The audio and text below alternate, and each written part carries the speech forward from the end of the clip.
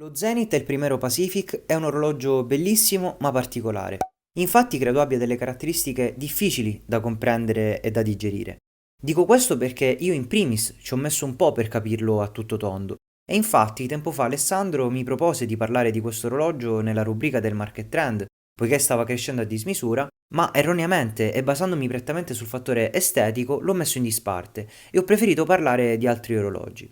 Ma oggi, raggiunti gli 8000 iscritti e dopo essere riuscito ad apprezzare il Pacific, ho deciso di parlarne, perché se lo merita e anche per omaggiare in un certo senso i nostri iscritti e gli amici del gruppo Telegram, che sono degli amanti di questo magnifico orologio. Ma come al solito ne parliamo dopo la sigla.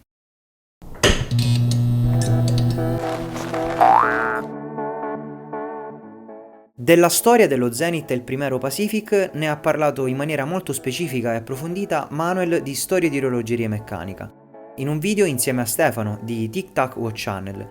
Vi consiglio di guardare questo video perché è davvero molto interessante.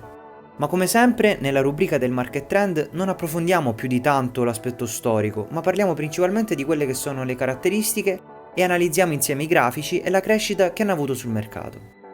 Lo Zenith Pacific ha una storia molto lunga alle spalle, infatti le caratteristiche che rendono il Pacific un orologio tanto particolare presero forma dalla matita del designer industriale americano Nathan George Horwitz nel 1942, quando ideò un orologio con un design mai visto prima, privo di indici con un quadrante spoglio se non per il dot a ore 12 e le due sfere.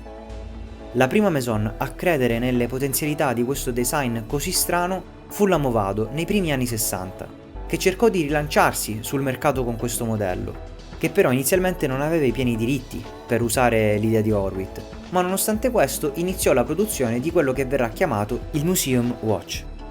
La Movado fu incorporata al gruppo Zenith Radio Corporation e da metà anni 70 iniziò la produzione in serie del Movado Museum, che apparteneva anche alla collezione Zenith con l'unica differenza di avere il proprio nome stampato sul quadrante. È qui che la Zenith si avvicinò per la prima volta a queste linee così particolari. La Zenith diede vita a quello che si avvicina di più al Pacific, ossia lo Zenith Modern Art Toledo. Quindi compare il bracciale che riprende il dot delle ore 12 che simboleggiava il sole alto nel cielo, che viene da sempre utilizzato come punto di riferimento naturale per scandire le giornate, e dei dot anche sulla lunetta. Un orologio molto versatile e al quarzo.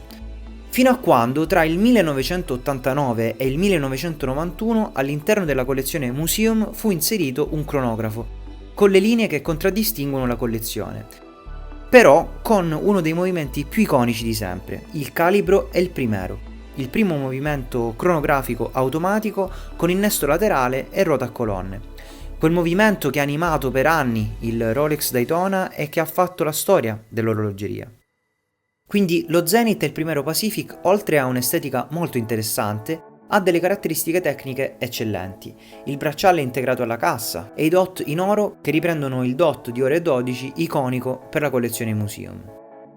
Un orologio che, nonostante monti un movimento cronografico automatico e non manuale, ha mantenuto uno spessore abbastanza contenuto, che permette al segnatempo di mantenere la sua anima sportiva ed elegante. Il design del quadrante mantiene l'anima della collezione Museum con l'aggiunta dei contatori ad ore 369 e la data tra ore 4 e ore 5 tipica dei movimenti del primero. Quindi un orologio completo, elegante ma con un'anima sportiva e che ha un'importante storia estetica e tecnica, molto amato dagli amici del gruppo Telegram, tant'è che possiamo dire di aver monopolizzato il mercato. Ma quindi è possibile acquistare un El Primero a pochi soldi? Sì, fino a poco tempo fa era possibile acquistarlo intorno ai 2000-2500 euro, ma sta crescendo di continuo, soprattutto dopo il video di Manuel e Stefano. Un orologio unico e prodotto per pochi anni, senza varianti e con un carattere al di sopra delle righe. Andando ad analizzare i dati di Chrono24 possiamo vedere come nel 2016 si poteva acquistare con appena 2400 euro, prezzo che ha mantenuto fino al 2021. Quando possiamo vedere un picco che raramente ho visto su Chrono24, forse solo con alcune referenze rarissime, passando dai 2.250 euro di ottobre 2021 ai 5.600 euro di novembre dello stesso anno, il doppio in un mese, incredibile. La curiosità è che continua a crescere a dismisura, infatti ultimamente ha raggiunto le cifre di 6.500 euro. Quindi se questo orologio vi appassiona e se vi piacciono le linee uniche unite a un movimento più che eccezionale, forse siete ancora in tempo per acquistarlo. I modelli full set in Italia partono da 6.300 euro in ottime condizioni e, piccola particolarità, alcuni, come questo che vi sto mostrando, si trovano con il disco della data nero e i numeri color oro. Beh, questa non è la configurazione originale, infatti in realtà il disco dovrebbe essere bianco con i numeri neri, però quella del disco nero è una modifica apportata su alcuni pezzi dai proprietari che montavano questi dischi, che inizialmente erano montati su degli Hebel 1911 Chrono con quadrante nero e che incassavano il calibro Hebel 136 su base Zenith e il primero calibro 400. Questo Chrono ha delle linee e uno stile molto simile al Pacific, ma probabilmente anche la Zenith stessa produceva dei dischi con questa configurazione. A me questa configurazione con disco nero non dispiace per nulla, anzi forse l'apprezzo di più.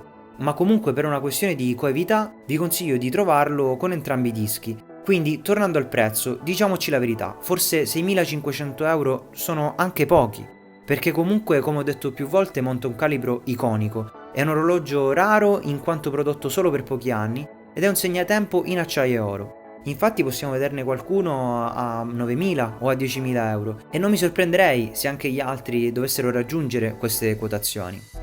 Pensate che i Rolex Daytona degli stessi anni che montavano il movimento Zenith e il primero rimangono sicuramente tra gli orologi più iconici quando si parla di orologeria, ma anche quando si parla di rivalutazione. Infatti in poco più di 10 anni la referenza 165-20 è passata da 10.000 ai 33.000 euro attuali.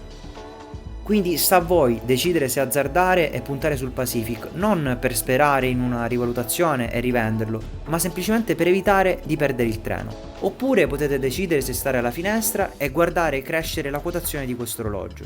Magari ci sarà da divertirsi. Siamo arrivati alla conclusione di questo video, fatemi sapere nei commenti cosa ne pensate e come al solito ne parleremo insieme.